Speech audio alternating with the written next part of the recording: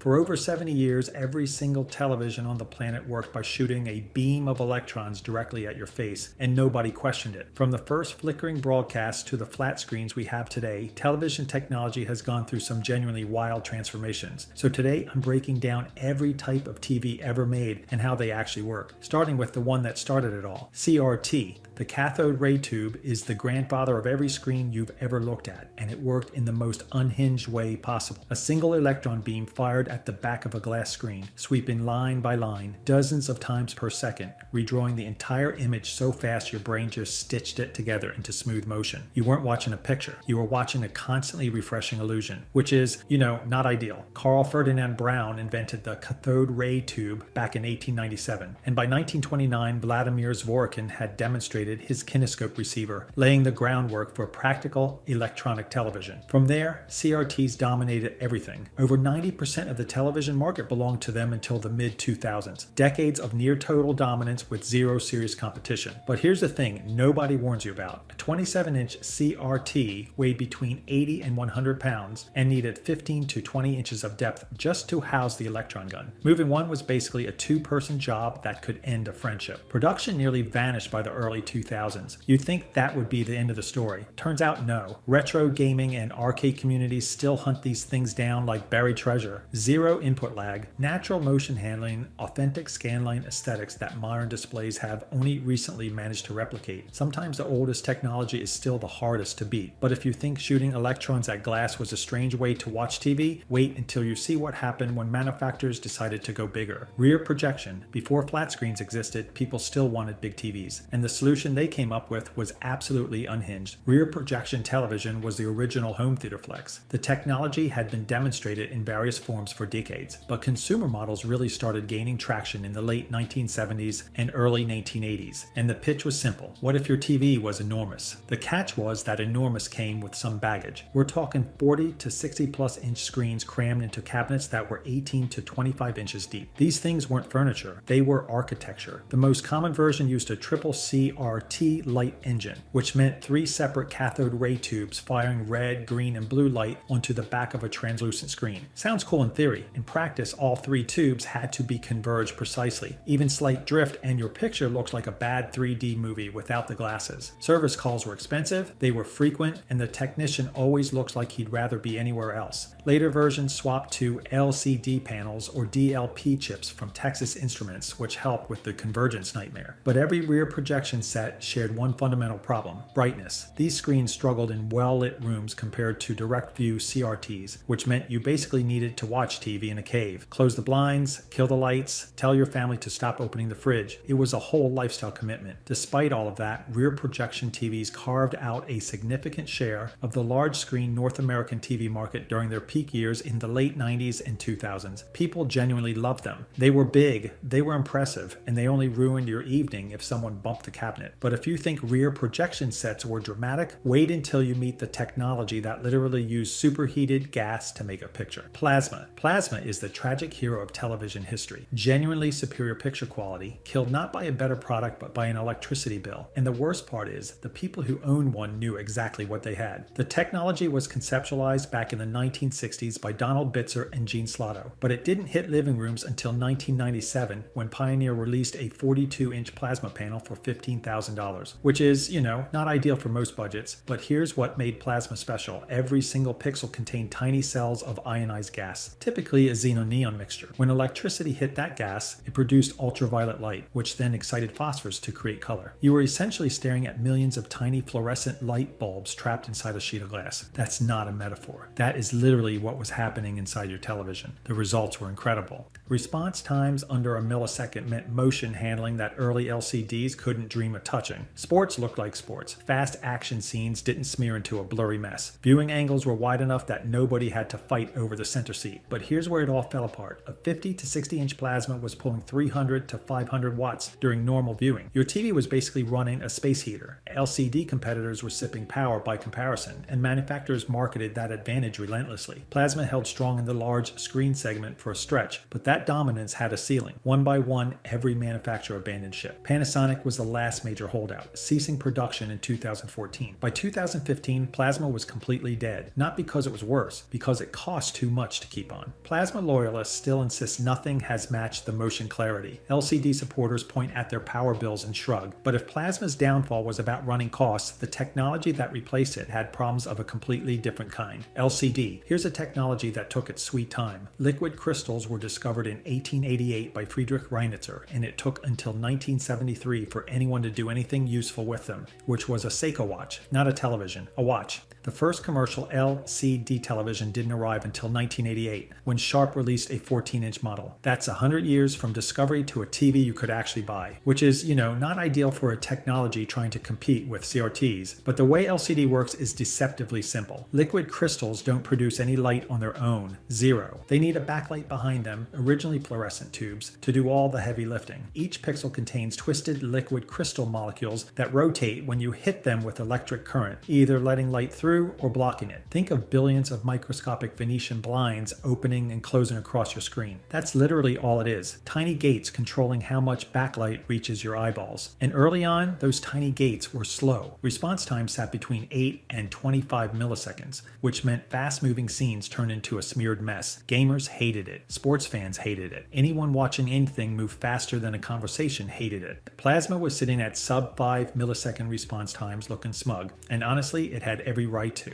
But here's the thing about LCD. It was cheap to manufacture, absurdly cheap compared to Plasma, and manufacturers kept grinding away at those response times, improving them year after year until they weren't embarrassing anymore. By 2010, LCD had captured over 80% of global TV sales. Plasma had better motion, better viewing angles, better contrast. Didn't matter. Economics won. LCD walked into the market, got laughed at, and then bought the entire building. But LCD had one fundamental problem it could never fully escape, and the solution created an entirely new category of television, LED backlit LCD. This is where the TV industry pulled one of its greatest marketing tricks of all time. Manufacturers started selling something called an LED TV, and millions of people bought them thinking they were getting some revolutionary new technology. They were not. They were getting an LCD with slightly better light bulbs behind it. That's literally it. Here's what actually happened. In 2009, Samsung released the Series 6000 and Series 7000 LED TVS, pushing LED backlighting into the mainstream consumer market at a time when most people were still watching CCFL lit LCDS. The big change was swapping out the old CCFL backlighting, those fluorescent tubes sitting behind the panel, for LEDs instead. Power efficiency jumped 20 to 40% overnight. A 55-inch CCFL model pulling 250 to 300 watts suddenly only needed around 150 to 200 watts with edge-lit LEDs. Cool. But the real reason everyone cared, TVs could finally get thin enough to hang on a wall like a painting. That was the selling point. Not better picture quality, thinner rectangles. Now, there were two flavors. Edge-lit models crammed LEDs around the perimeter of the panel, which made them cheap and skinny but created uneven backlighting that made corners look like they were slowly dying. Full array models spread LEDs across the entire back surface. And this is where things actually got interesting. Full array enabled local dimming. Specific zones of the backlight could darken independently, meaning the TV could fake deeper blacks by just turning off chunks of itself. It was the first serious attempt to solve LCD's eternal contrast problem, essentially trying to make an LCD behave like a plasma without actually being one. And it worked, sort of. Bright objects on dark backgrounds created visible blooming artifacts, this ugly halo effect that made everything look like it was glowing radioactively. Not ideal, but none of that mattered to consumers. By 2012, LED backlit LCD had captured over 90% of the entire TV market. CCFL backlighting didn't just lose, it ceased to exist. And if you think swapping out a backlight was a sneaky rebrand, wait until you see what Samsung did with quantum dots. QLED. Samsung looked at OLED in 2017, looked at their own LCD manufacturing infrastructure, and essentially said, what if we just called ours something similar? Which is, not ideal for consumer clarity. But before we get into the branding controversy, the actual science here is genuinely impressive. Quantum dots are nanocrystals between 2 and 10 nanometers in size. To put that in perspective, that's roughly the width of a single strand of DNA. These things are so impossibly tiny that they achieve something called quantum confinement, which basically means you can control the exact wavelength of light they produce just by changing their size. You're essentially programming light at the atomic level. That's legitimately cool. Here's how it works in practice. Samsung takes a standard LED backlit LCD, the same technology we just talked about, and adds a quantum dot enhancement layer. Blue LEDs firelight through these nanocrystals, and the dots convert that blue light into incredibly precise reds and greens. The result is a significant improvement in color volume perform over standard LED backlit LCD, hitting up to 100% of the DCI-P3 cinema color gamut. First models in the 55 to 65 inch range launched between $1,500 and $3,000. But here's where it gets complicated. Despite the name QLED, this is fundamentally still an LCD with a backlight. It's not self-emissive. It's not a new category of display. It's an LCD wearing a very expensive quantum dot code. The QLED branding sitting one letter away from OLED created exactly the consumer confusion you'd expect. And the tech community was not quiet about calling it deliberate misdirection. Samsung basically invented a premium marketing tier for what amounts to a really good LCD upgrade. And look, the quantum dot layer genuinely improves the picture. Nobody's arguing that. But calling it QLED and parking it right next to OLED on store shelves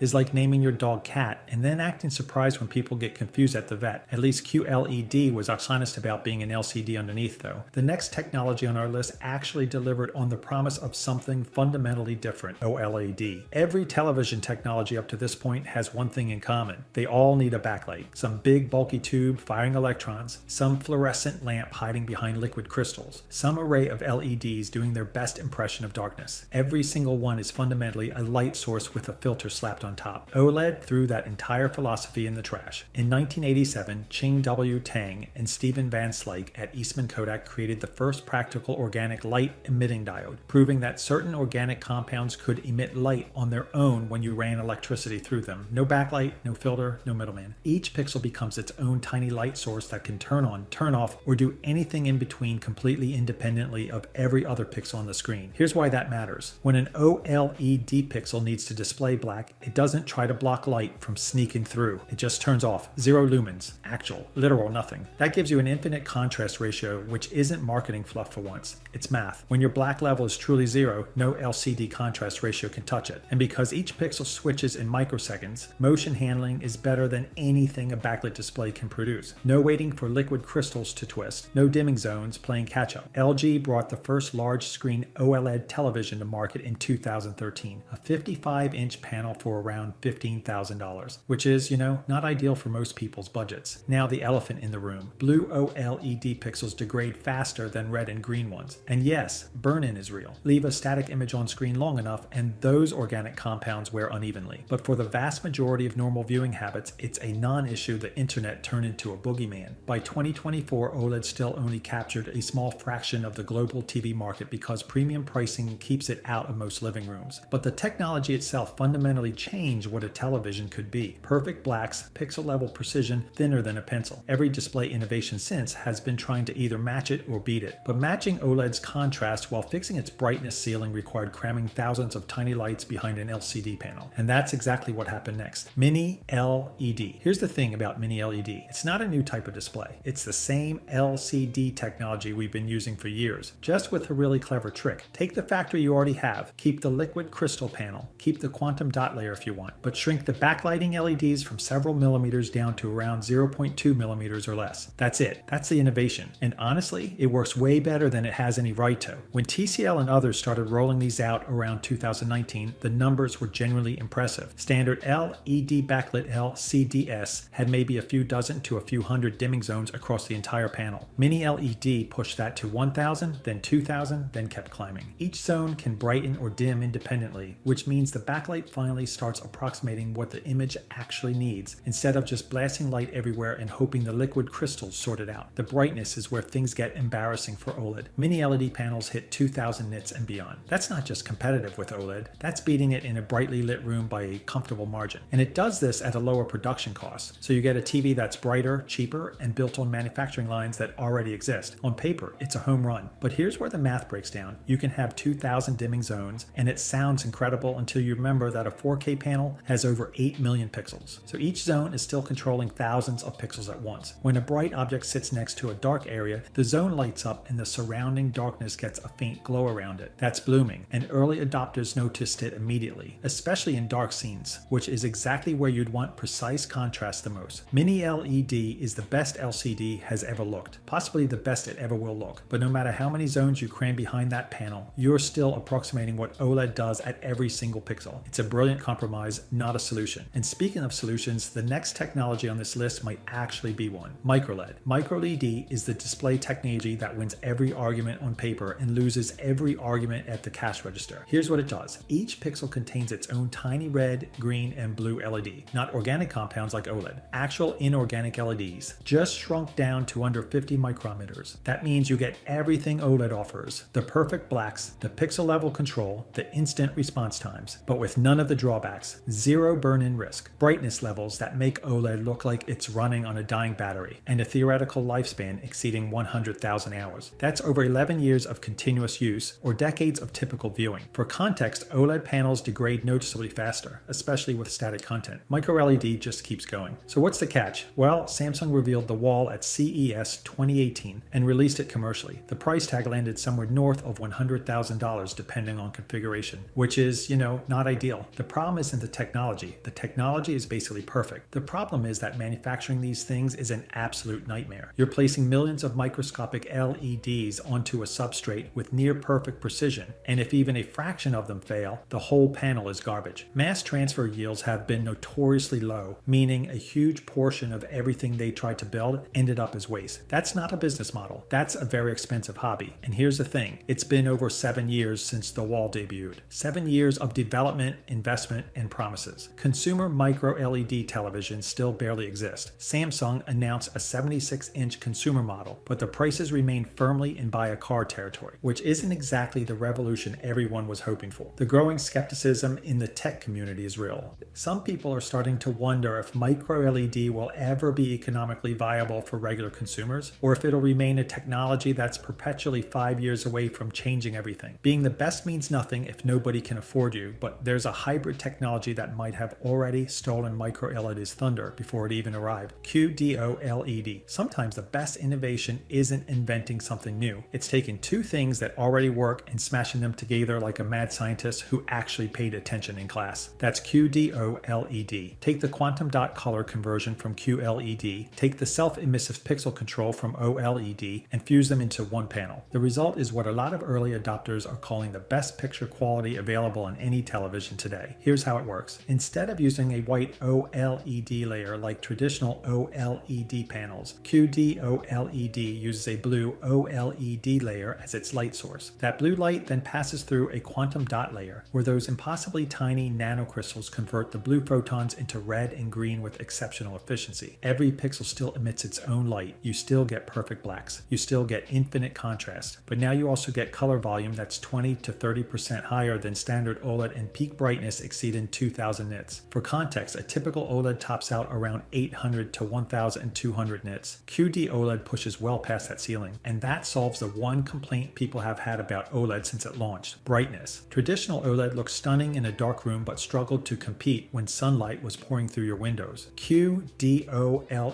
doesn't have that problem. It can finally go toe-to-toe with the brightest LED panels while keeping everything that made OLED special in the first place. Samsung's 65-inch S95C launched at around $2,600, which sounds expensive until you remember the first OLED television cost around $15,000 for a dimmer, less colorful panel. That's a dramatic shift in accessibility for what is objectively a superior technology. But here's the honest part. QDOLED first hit the market in 2022. It's still relatively young. Nobody knows how that additional quantum dot material layer holds up over 10 or 15 years. The technology is unproven long term. The specs are incredible. The longevity data simply doesn't exist yet. So it's the current king of the hill sitting on a throne that might have a wobbly leg. But if you think the future of displays stops at QDOLED, wait until you see what happens when you replace the entire television with a laser. Laser TV. Every technology on this list has been fighting the same war. Make the panel thinner, make the pixels smaller, make the blacks blacker. Laser TV looked at all of that and said, what if we just pointed a laser at a wall instead? Which sounds insane, but it works. Hisense commercialized the technology around 2014, and Epson, Sony, and others quickly followed. Instead of cramming millions of self-emissive pixels into a flat panel, you use laser diodes as a light source to project an image onto a surface. It's projection, basically. But calling it projection undersells it by about a decade of engineering. Here's what makes laser light special. It's monochromatic. Each laser diode produces a single exact wavelength of light. That means the red you see on day 1 is the exact same red you see on year 20. No fading, no color shift, no gradual yellowing like every lamp-based projector you've ever seen slowly die in a conference room, which is,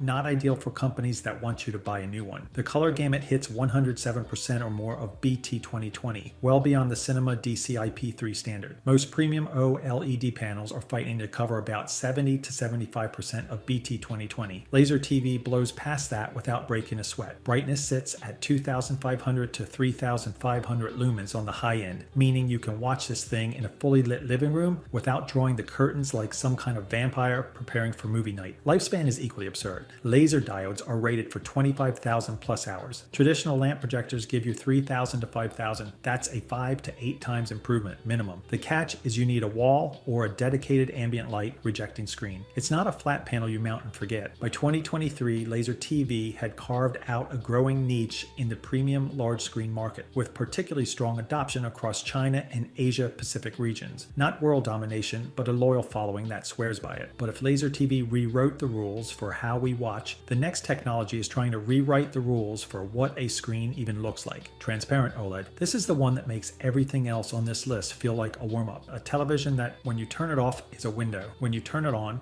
images appear to float on a sheet of glass like some kind of hologram from a sci-fi movie that hasn't been written yet. The mechanic behind it is deceptively simple. OLED pixels only emit light when they're activated. So when a pixel isn't doing anything, it's just transparent material. Light passes straight through it. You can see your living room, your backyard, whatever's behind the screen, completely unobstructed. Then the moment you power it on, images materialize out of what was, seconds ago, a clear pane of glass. LG Display has been leading the charge here, showcasing transparent OLED panels as far back as 2019, and steadily improving them since. They've demonstrated 55-inch panels claiming around 40% transparency. Samsung has been working on similar tech. The prototypes maintain impressive OLED contrast while still letting nearly half of ambient light pass through the panel, which is, physically absurd when you think about it for more than 3 seconds. But here's the thing, this isn't really designed for your living room. Not yet anyway. The primary targets are retail displays, architectural installations, and commercial signage. Think storefront windows that double as product showcases, or museum glass that overlays information onto the exhibit behind it. LG actually released a consumer transparent OLED TV in 2024, but it came with a price tag that could buy you a decent used car. Mass adoption is still a long way off. There's limited long-term reliability data. Production scalability is still being figured out. This technology is only just starting to crawl out of conference demos and trade show floors into actual living rooms. But even if it takes another decade to become mainstream, the trajectory is staggering. In barely a century, television went from a bulky box firing electrons at phosphor dust to an invisible sheet of glass conjuring images from nothing. Every single variant on this list represents someone looking at the current state of the art and saying not good enough. And apparently they won't stop until the TV disappears from the room entirely. Honestly, they're almost there. If you enjoyed this video and want to see more, click the video on the screen now.